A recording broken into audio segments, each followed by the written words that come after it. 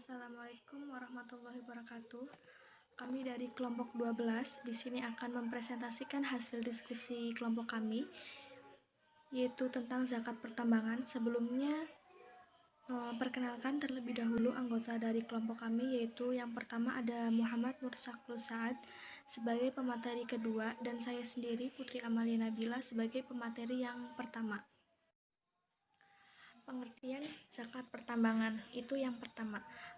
Pengertian zakat pertambangan yaitu dapat diartikan sebagai logam atau barang tambang, sedangkan menurut Ibnu Athir menyebutkan dalam An-Nihayah bahwa Al-Ma'idin berarti tempat dari mana kekayaan bumi seperti emas, perak, tembaga, dan lain-lainnya. Adapun para ulama yang mendefinisikan zakat pertambangan antara lain yaitu sebagai berikut. Yaitu pertama ada dari madhab Hanafi yang menyebutkan bahwa barang tambang atau rikas dan harta terpendam yang mempunyai pengertian yang sama, yaitu semua harta yang ditimbun di dalam bumi. Yang kedua yaitu ada madhab Hanbali, yaitu barang tambang adalah barang yang diambil dari tanah yang diciptakan oleh Subhanallah Ta'ala. Yang ketiga yaitu ada dari mazhab Syafi'i, di mana barang tambang itu yaitu harta yang dikeluarkan dari suatu tempat yang diciptakan oleh Allah Subhanahu wa Ta'ala dan hanya khusus berkaitan dengan emas dan perak. Yang keempat ada dari Imam Maliki, yaitu barang tambang barang yang diciptakan oleh Allah di bumi yang berupa emas, perak, atau timah seperti tembaga atau belerang dan perlu dikeluarkan untuk dibersihkan dan dikelola. Selanjutnya yaitu jenis-jenis zakat pertambangan. Yang pertama ada barang tambang yang didapatkan dari tanah yang tidak dimiliki oleh seseorang. Harta itu dimiliki oleh pemerintah. Harta tersebut dibagikan kepada kaum muslimin atau disimpan di Baitul Mal untuk kemaslahatan kesejahteraan umat dan bukan untuk kepentingan pemerintah. Yang kedua ada barang tambang yang didapatkan dari tanah yang dimiliki oleh seseorang. Harta ini dapat dimiliki oleh pemerintah dan juga pemilik tanah. Selanjutnya yaitu ada dalil hukum kewajiban zakat tambang, di mana di sini itu diambil dari Quran surat Al-Baqarah yang artinya, hai orang-orang yang beriman, nafkahkanlah di jalan Allah sebagian dari hasil usahamu yang baik-baik dan sebagian dari apa yang kami keluarkan dari bumi untuk kamu. Dan janganlah kamu memilih hal yang buruk-buruk lalu kamu menafkahkannya daripadanya, padahal kamu sendiri tidak mau mengambilnya, melainkan dengan memincingkan mata terhadapnya. Dan ketahuilah bahwa Allah Maha Kaya dan Maha Terpuji. Dari ayat tersebut terdapat makna, yaitu ayat tersebut memiliki makna perintah menafkahkanlah.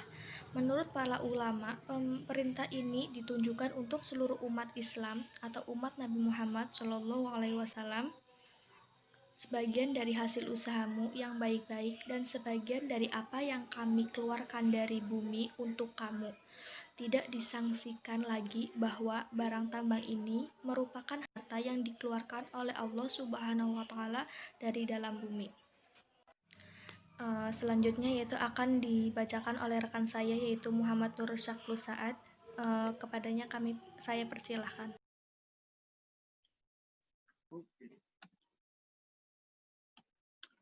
Oke teman-teman, selanjutnya yaitu syarat zakat barang tambang. Syarat zakat barang tambang yang pertama itu ada barang tambang didapatkan dengan cara yang halal dan baik. Maksudnya di sini adalah barang tambang yang dimiliki oleh seorang atau yang didapatkan oleh seseorang harus didapatkan dengan cara-cara yang halal, yang baik, seperti berdagang ataupun perniagaan dan pemberian ataupun dari orang lain, itu baru boleh dizakatkan barang tambang tersebut. Akan tetapi jika barang tambang yang dizakatkan dihasilkan dari hasil mencuri ataupun merampas hak orang lain, itu zakatnya tidak diterima ataupun matrut ataupun gulul. Zakatnya tidak diterima dan tidak sah zakat tersebut. Yang kedua yaitu ada kepemilikan yang sempurna. Jadi barang tambang yang dimiliki oleh seorang tersebut itu harus sepenuhnya milik orang tersebut, sepenuhnya milik orang yang ingin berzakat. Apabila barang tambang yang dimiliki oleh seorang yang ingin berzakat tidak sepenuhnya miliknya, maka zakatnya tidak diterima karena barang harta tersebut bukanlah harta miliknya sepenuhnya. Gitu teman-teman. Terus yang ketiga, harta yang berkembang. Harta berkembang di sini maksudnya adalah jumlah kuantitas barang tambang ini akan bertambah setiap tahunnya. Dengan cara apa? Sepertinya dengan cara berdagang, dengan didagangkan atau dijadikan komoditas dagangan barang tambang tersebut, kan nilainya setiap tahunnya akan bertambah karena hasil usaha sebelumnya tadi. Maka apabila barang tambang ini sudah bisa berkembang dan menghasilkan sesuatu, maka barang tambang ini wajib dizakati. Nah, yang keempat itu cukup satu nisbah, dan yang kelima itu tidak ditemukan haulnya. Jadi haulnya ini tidak menunggu selama 1 tahun. Nah, kan tapi ketika teman-teman menemukan satu barang tambang dan itu didapatkan dengan cara yang halal, seperti yang tadi saya bilang, maka pada saat itu juga diwajibkan untuk mengeluarkan zakat atas barang tambang tersebut. Begitu teman-teman. Terus kita masuk dalam nisab dan kadar zakat barang tambang. Nisab barang tambang menurut Abu Hanifah,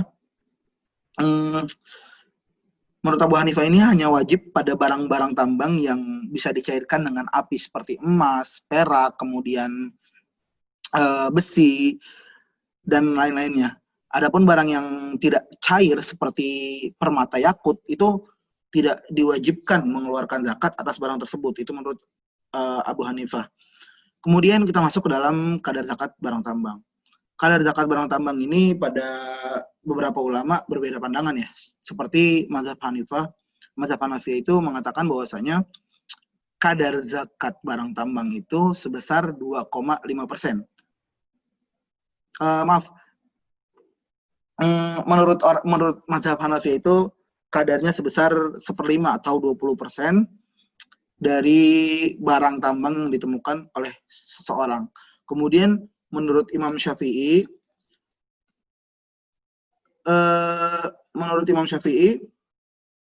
kadar zakat yang dikeluarkan itu sebesar 2,5% untuk barang tambang yang ditemukan oleh seseorang.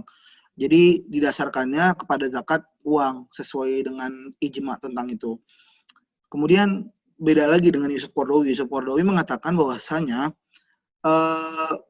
perbedaan antara 20% milik mazhab Hanabilah dengan Imam Syafi'i itu terlalu jauh antara 20% dengan 2,5%. Itu menurut Yusuf Qaradawi. Jadi punya mazhab Hanabilah itu sebesar 20% atau 1/5, sedangkan milik Imam Syafi'i sebesar 2,5%. Nah, jadi pendapat Yusuf Qaradawi ini mengambil tengah-tengahnya, yaitu sebesar 10% atau 5%. Kenapa sebesar itu?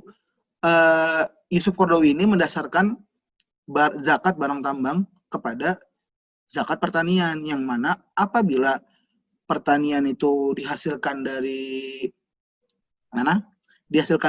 air hujan, diairi dengan air hujan, maka zakat yang dikeluarkan itu sebesar 10%. Sedangkan apabila zakat pertanian itu diairi, apabila harta pertanian itu diairi dengan air irigasi, maka zakat yang wajib dikeluarkan sebesar 5%. Nah, Yusuf Qaradawi menganalogikan zakat pertambangan ini dengan zakat pertanian. Apabila tambang yang dihasilkan itu murni dari dalam tanah secara keseluruhan tanpa ada kos yang dikeluarkan, maka zakat yang harus dikeluarkan itu sebesar 10%. Sedangkan apabila ada kos yang dikeluarkan untuk menghasilkan barang tambang yang berharga ini, maka zakat yang dikeluarkan itu sebesar 5%. Itu analogi dari pada Yusuf Qaradawi. Begitu teman-teman. Kemudian kita masuk dalam contoh penerapannya. Contoh penerapannya ini seperti ini nih. Dalam contoh penerapan kali ini kita menggunakan kadar zakat yang ditentukan oleh Imam Syafi'i, yaitu 2,5%. Nah, Bapak Wahyu selama 1 tahun penuh memiliki emas yang tersimpan sebanyak 100 gram. Sehingga Bapak Wahyu sudah dapat digolongkan wajib zakat emas. Kenapa Bapak Wahyu diwajibkan zakat emas? Karena nisab emas itu sebesar 91 gram. Maaf. Nah, karena emas yang dimiliki Bapak Wahyu sudah mencapai 100 gram, yang mana sudah melewati batas nisab, maka wajib mengeluarkan zakat.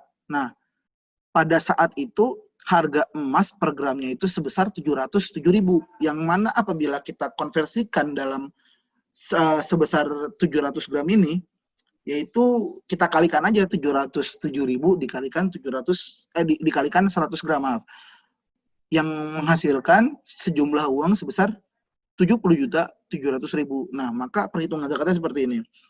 70.700.000 dikalikan dengan 2,5%. 2,5% ini adalah kadar zakat, yang mana apabila kita kalikan menghasilkan sejumlah uang sebesar 1.767.500. Nah, itu sejumlah uang yang wajib dikeluarkan oleh Bapak Wahyu sebagai pemilik harta barang tambang yang wajib dizakati. Begitu teman-teman. Nah, mungkin cukup sekian pembahasan materi pada siang hari ini. Selanjutnya kita bahas lebih dalam pada sesi diskusi selanjutnya, yaitu di grup WhatsApp seperti biasa. Sekali lagi mohon maaf apabila ada kekurangan. Billahi taufiq wal hidayah, ma'atamaniyatan, nabi taufiq wan najah. Assalamualaikum warahmatullahi wabarakatuh.